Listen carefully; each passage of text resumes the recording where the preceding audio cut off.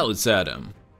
This time I want to talk about a topic that affects all card games, as far as I know. And that issue is predictability. Or, let's call it meta if you like. The case that, despite the card game having a wide variety of cards and leaders, only a very small portion of them get played, mainly because of the power level. And these, at best handful or few decks, are considered so strong that despite their predictability, because you know you're facing it, you've seen it 100 times already, but it is just so strong that they don't really have a counter, or have a counter that would be good against other predictable decks as well. So you can't shut down predictable decks. And this is partly the reason reveal or just gaining information about the opponent's deck is not good, because the meta decks are always something you know about. Just revealing their cards is not particularly valuable, especially if the deck also has deck thinning, because they're gonna draw into most of their cards, or in some cases all of their cards. So revealing specific cards is basically completely worthless, because you know their entire deck already. Now, but they share one weakness that is not exploitable in common, and that is predictability. The thing is, there are no cards to counter predictability. There are ways to counter, like big cards or like something else. You can counter specific attributes, but you can't counter predictability. And I'm gonna bring up a Hearthstone example. Unit minion that they introduced recently. Hearthstone is a more more RNG based game, I would say. Randomness. It's a free card that discovers a card. That means you get a choice between 3 cards, and if you guess which one your opponent has, then you get a copy of it. So obviously, if you know what your opponent is playing, then you gain an advantage. So in a way, this is a very special card. I don't play that much Hearthstone, but I do like this card a lot. This card specifically counters predictability. And obviously the argument can be made like, okay, like the way to keep the game fresh is to just pump out updates. And yes, like hell yeah, just keep the updates coming, but that is not really feasible, right? They can't just really, I don't believe they can pump out updates fast enough to keep it fresh enough, because they would need to at least pump out like the updates like every 2 weeks or every month. Like, it kind of depends on the players. Some players are just totally happy with playing with the same decks for like 2 months, but others just say like, fuck it, like if it was 3 days already, there's nothing on the ladder but the same deck. I've run into it like 9 out of 10 times. This is just bullshit. I'm out. And obviously, a draft mode would be a great option for those players. I personally love a draft mode. You just draft your deck and go up against those guys who draft their decks, because it is pretty boring, in my opinion, to go up against the same decks all the time. Because randomly, that's just never gonna happen. Running into the same leader with the same deck over and over and over again, like 10 times in a row, the chance of that is astronomical. Like, if you're just talking about random, but obviously if you're just playing even casual. The other day, I was playing casual and I ran into 7 Brewer Hugs in a row. And it was just a joke. I was just cracking up. It was just hilarious that like they were playing the same deck as well, and it was casual. And partly they are doing that.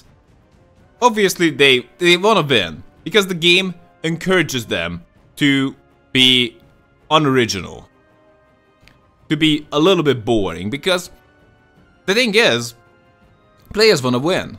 They need a high win rate, they need to win the games, and the dailies encourage them to play something good. They could just play Emir, but if they played Emir, then their win rate would be pretty bad. And instead of completing the, I don't know, tier 2 reward, like spending like 2 hours to complete it with Brew a Hog, they would take like half a day to complete it with Emir. Basically relying on opponent disconnects to do it. And that's why the game encourages them to be unoriginal. I'm not saying that that you can have fun with Brewer Hog, but it's kind of a bummer to see like that the options, the variety this game can offer, and only seeing like one leader. That is like not what you want to see. At least not most players want to see. They want to see variety. They want to see all decks, all faction leaders have their chance. And the ladder ranked is especially guilty of this. Because we only have one ladder.